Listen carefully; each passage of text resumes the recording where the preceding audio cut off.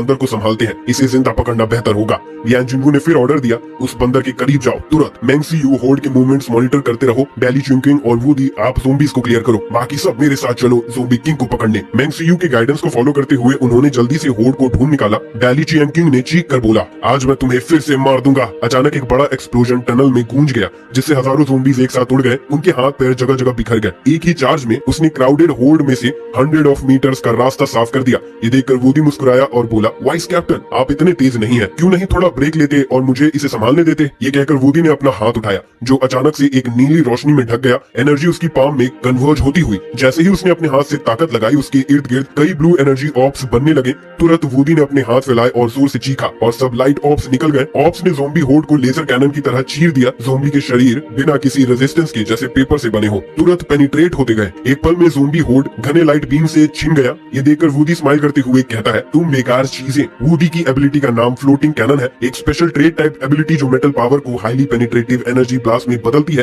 Floating cannon के attacks के नीचे ज़ोंबी होर्ड पुराने कपड़ों की तरह फटने लगे। तभी 4 ब्रोंज आर्मर ज़ोंबी होर्ड के बीच में से चार्ज करते हैं। वूडी फ्लोटिंग कैनन के साथ अपने अटैक को आगे बढ़ाना चाहता था। मैं देखना चाहता हूँ इन ब्रोंज आर्मर्ड ज़ोंबीज की डिफेंस कितनी मजबूत है। अचानक बियान जुनवू ने उसे रोका, तुम थोड़ी देर ब्रेक लो। बियान जुनवू को अच्छे से पता था कि वूडी का फ्लोटिंग कैनन हालांकि पावरफुल है, पर ये मेटल एनर्जी काफी कंज्यूम करता है और इसका ओवर यूज यूजर को काफी भयानक डैमेज भी देता है। वूडी ने अपने एबिलिटी को डीएक्टिवेट करते हुए कहा, फिर मैं इसे तुम पर छोड़ता हूँ। बियान जुनवू और बाकी लोग सतर्क थे। जैंगी के इंफॉर्मेशन के हिसाब से इन ब्रोंज आर्मर ज़ोंबीज की शक्ति को हल्का नहीं लेना चाहिए और जैंगी और उसकी टीम इनसे लगभग ओवरवेल्म हो गए थे। हर आदमी एक ज़ोंबी संभाले और सब ध्यान रखे, बियान जुनवू ने ऑर्डर दिया। ये कहने के बाद बियान जुनवू ने एक ब्रोंज आर्मर ज़ोंबी पर 3 गोलियां चलाई। एक गोली सही तरीके से ज़ोंबी की आंख में लग गई, जिससे वो नजदीक नहीं आ पाया। बाइली चैंकिंग और कॉन्ग शेन अपने अपने टारगेट चुनते हैं। कॉन्ग शेन ने अपनी स्टील फोर्जिंग एबिलिटी एक्टिवेट की और तुरंत एक ब्रोंज आर्मर ज़ोंबी के ऊपर आ गया। उसके बाद कॉन्ग शेन ने ब्रोंज आर्मर ज़ोंबी के कंधे पर जोर से पैर मारा और एक खटक के साथ ज़ोंबी का हाथ टूट गया। लेकिन कॉन्ग शेन ने भी शोर मचाया, इनकी डिफेंस सच में बहुत मजबूत है। तुम्हें पता है मेरा एक किक एक ट्रक को भी तोड़ सकता है। उस वक्त हुई गुआनमिंग ने अचानक पीछे से एक शॉट मारा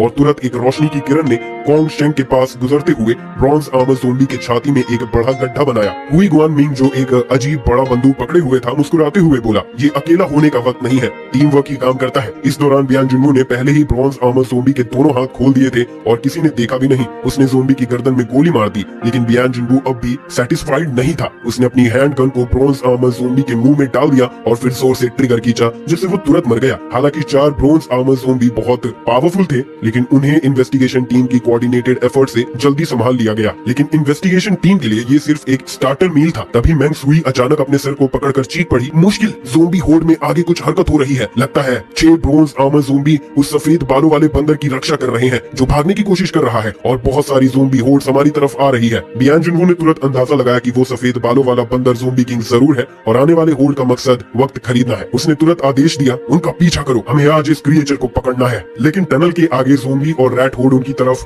पागलों की तरह चढ़ रहे थे।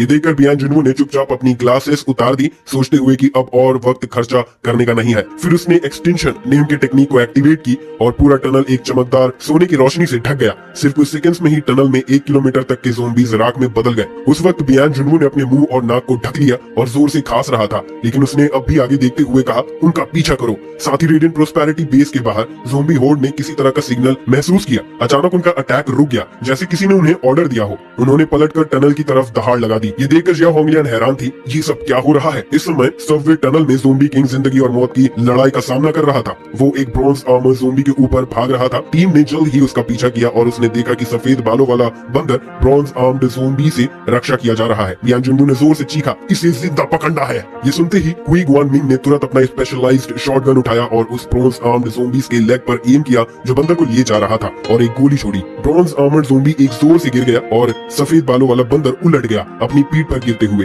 ये देखते ही बाइली चियांकिंग ने, जो एक लंबी स्पीयर पकड़े हुए था, आगे बढ़ा और उसके तीखे एंड को बंदर के गर्दन पर रख दिया। बाकी ब्रॉन्ज आर्मर्ड ज़ोंबीज ये देखकर और अटैक नहीं कर पाए, बस धीरे से घरघराने लगे जैसे कि उसे छोड़ देने की भीख मांग रहे हो। टीम ने सफेद बालों वाले बंदर के पास आते हुए हैरानी से कहा, क्या ये सच में वो ज़ोंबी किंग है जो ज़ोंबी आर्मी को कंट्रोल करता है? वूडी बेचैनी से हंसता है, मैंने सोचा ज़ोंबी किंग बहुत पावरफुल होगा, मैंने तो अपनी शक्ति का बस कुछ % ही इस्तेमाल किया था, पर ये तो एक कमजोर है। उस समय बैली चैंकिंग ने एनालाइज किया और कहा, सोचो तो ये सच में समझ आता है, अगर ये अनेक ज़ोंबीज को कंट्रोल कर सकता है तो इसका मतलब है कि ये होर्ड का दिमाग है या फिर कोई कंट्रोल टाइप म्यूटेंट। इस हिसाब से इसकी पर्सनल कॉम्बैट एबिलिटी इतनी मजबूत होने की जरूरत नहीं है। पीछे मैंगसुई ने भी कहा, अच्छा नहीं है, ये इतने घेरे में छुप रहा था, लगता है इसे अपनी सुरक्षा के लिए ब्रॉन्ज आर्मर्ड ज़ोंबीज और ज़ोंबी होड की रक्षा की जरूरत थी। तो हालांकि ये अनेक ज़ोंबीज को कंट्रोल कर सकता है, ये इंसानों के खिलाफ पूरी तरह से जंग करने की हिम्मत नहीं कर सकता। आखिर इसकी असली शक्ल बहुत कमजोर लगती है। मैं समझती हूँ कि एक आम इंसान जिसके पास कोई खास एबिलिटीज नहीं है इसे संभाल सकता है। ज़ोंबी किंग को कंट्रोल करने के बाद बियान जिंगू अब भी संतुष्ट नहीं था। उसने अपनी गन बंदर के सर पर रखी और एक कोल्ड वे में कहा, अपने मिनियंस को एक दूसरे को मारने का ऑर्डर दो। तभी सफेद बालों वाले बंदर ने, जो क्लियरली डर गया था, एक डेस्परेट चीख निकाली। अगले ही पल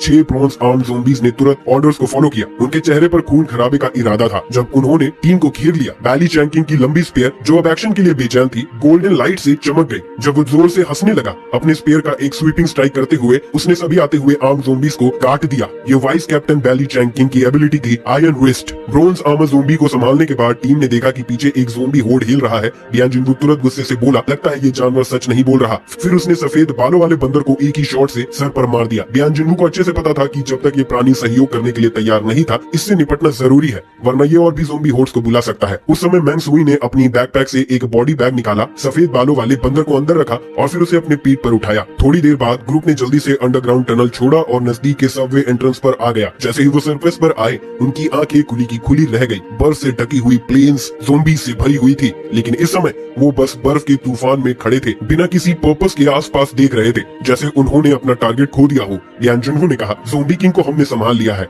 और इन कंट्रोल ज़ोंबीज का दिमाग खत्म हो गया है। इन्हें ग्रुप एक्टिविटी की समझ नहीं रही, इनसे इंसानों को कोई खास खतरा नहीं रहा। आखिरकार समझदार ज़ोंबीज और समझ से लॉस्ट ज़ोंबीज बिल्कुल अलग प्राणी है, लेकिन जब इन्हें इंसानों की मौजूदगी महसूस हुई, उनकी आंखें अचानक लाल हो गई। ग्रुप ने इन हेडलेस फ्लाइज के साथ उलझने का मन नहीं बनाया और जल्दी से एरिया से चले गए।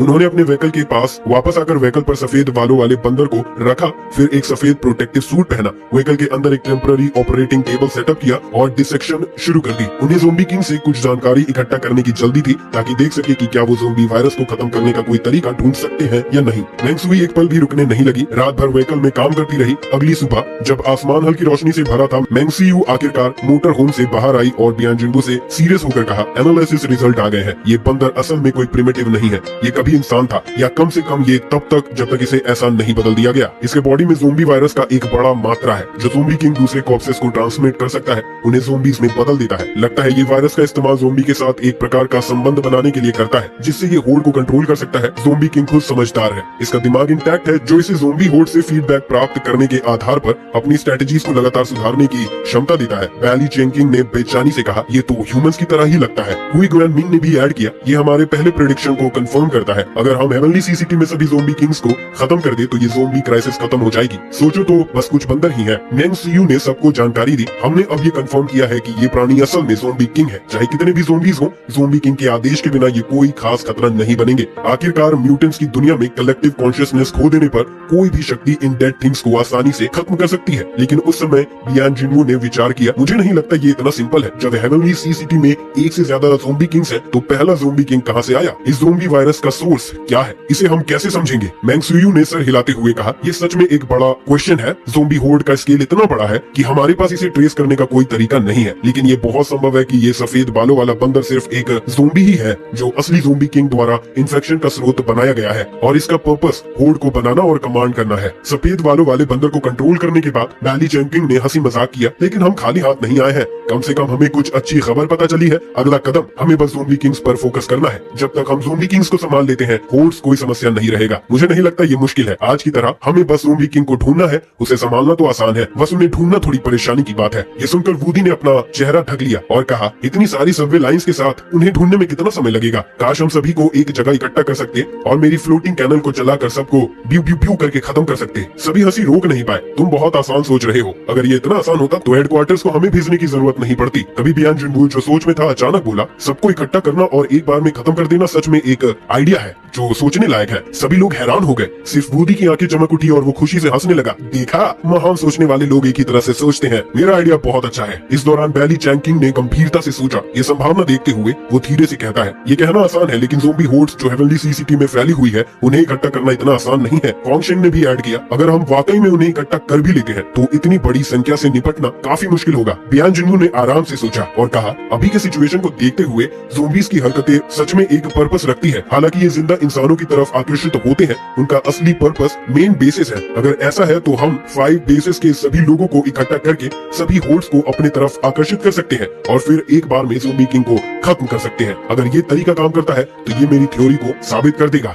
ये सुनते ही सब लोग क्यूरियोसिटी से उसे देखने लगे। लियान जुनगू हल्का सा मुस्कुराया और बर्फ से ढके हुए शहर की तरफ देखते हुए बोला, अब तक ज़ोंबी होल्ड का दूसरी शहरों की तरफ फैलने का प्रभाव इतना साफ नहीं है। ज्यादातर ज़ोंबी अभी भी हेवनली सिटी में ही मौजूद है। क्या आपने कभी सोचा है ये सिचुएशन असल में आंख समझ के अलग है? अगर ज़ोंबीज किसी वायरस के कारण है तो वायरस के नेचर के अनुसार इनका मेन पर्पस लगातार फैलना होना चाहिए। आखिर में हेवनली सिटी में जिंदा लोग की संख्या इतनी है, उनका ये अटैक प्रोसेस बार बार 5 बेसेस पर हमला करना ये समझ से परे है। ये लोग जैंगी के शेल्टर पर भी हमला करते हैं जहाँ सिर्फ कुछ लोग ही हैं और ज़ोंबी मोबिलाइजेशन का स्तर भी कम है। तो मैं ये समझ सकता हूँ कि ये संभव नहीं है कि इसके पीछे कोई मैन मेड कारण है, मैन मेड रीजन नहीं है। इस समय लियान जुनगू के चेहरे पर एक अजीब सा एक्सप्रेशन आया। उसने कहा, ज़ोंबी किंग को शायद किसी ने जानबूझकर बनाया है। अगर मेरा अंदाजा सही है तो हमें इस अंडरग्राउंड शक्ति को पूरी तरह से खत्म करना होगा और इन सबको एक साथ खत्म करना होगा। इस बीच ज़ोंबीज जो अपनी यूनिटी का कमांड खो चुके थे, रेडियंट प्रोस्पेरिटी बेस की तरफ भटक रहे थे, जिंदा इंसानों की खुशबू से अट्रैक्ट होते हुए। शुरुआत में सोल्जर्स हैरान हुए, लेकिन जल्द ही उन्हें समझ आया कि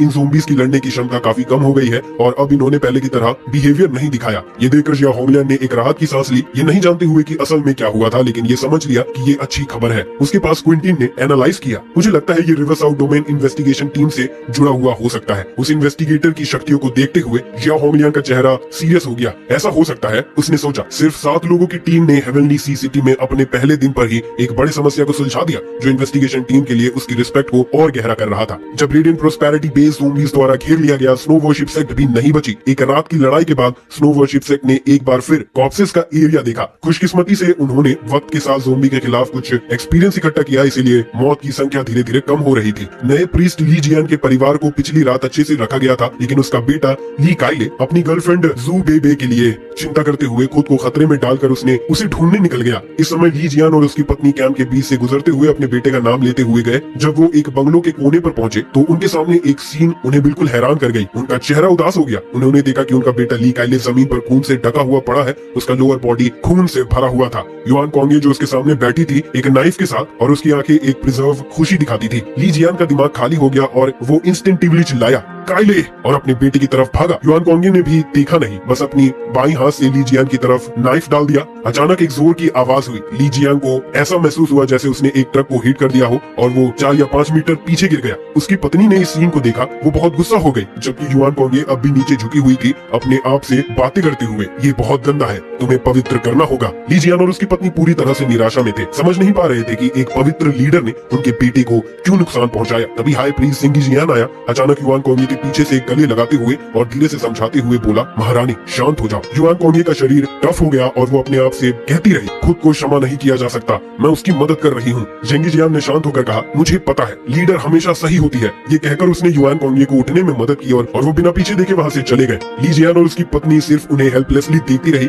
उन्होंने तुरंत ली काइले के पास जाकर देखा कि वो बेहोश है। उसके शरीर पर कोई जानलेवा चोट नहीं थी, सिर्फ उसका लोअर बॉडी खून से भरा हुआ था। उस पर ली जियान को याद आया कि लड़कों के लिए उनकी चर्च में होने वाली सो कॉल्ड प्यूरिफिकेशन सेरेमनी के बारे में उसने सुना था। उसने सोचा था कि जब उसका बेटा प्रीस्ट बनेगा तो वो इससे बचा रहेगा, लेकिन वो दिन अब आ गया। सिर्फ एक आस्था थी कि ली काइले की जिंदगी शायद बच गई है। सो कॉल्ड प्यूरिफिकेशन के बाद युआन कोंगे ने अपनी क्षमता का इस्तेमाल करना सही नहीं भूली ताकि चोटों को हील किया जा सके। कुछ दूरी पर ली काइले की छोटी गर्लफ्रेंड जू बेबे एक कोने में डर कर बैठी हुई थी। ली जियान और उसकी पत्नी इस बात को नहीं मान पा रहे थे। उन्होंने जू बेबे से पूछा, ये सब क्या हुआ? हमारा बेटा पिछली रात तुम्हें बचाने गया था, लीडर ने उसके साथ ऐसा क्यों किया? क्या इसमें तुम्हारा हाथ है? जू बेबे पहले से ही आंसुओं में थी और उनके सवालों का सामना करते हुए उसने सिर्फ बार बार सर हिलाते हुए रोते हुए कहा, पिछली रात जब हम मौत से भाग रहे थे, काइले ने मुझे अचानक से किस किया। लीडर ने उस पल ये देखा और फिर ये सब हुआ। मुझे नहीं पता लीडर ने ऐसा क्यों किया। इस बीच जेंगी जियान ने युआन कोंगे को उसके कमरे में लाया। तब तक युआन कोंगे धीरे धीरे अपनी नॉर्मल सेल्फ में आ रही थी और उसने जेंगी जियान की तरफ खुद से पूछा, मैंने कुछ गलत नहीं किया, सब कुछ उनकी मदद करने के लिए था,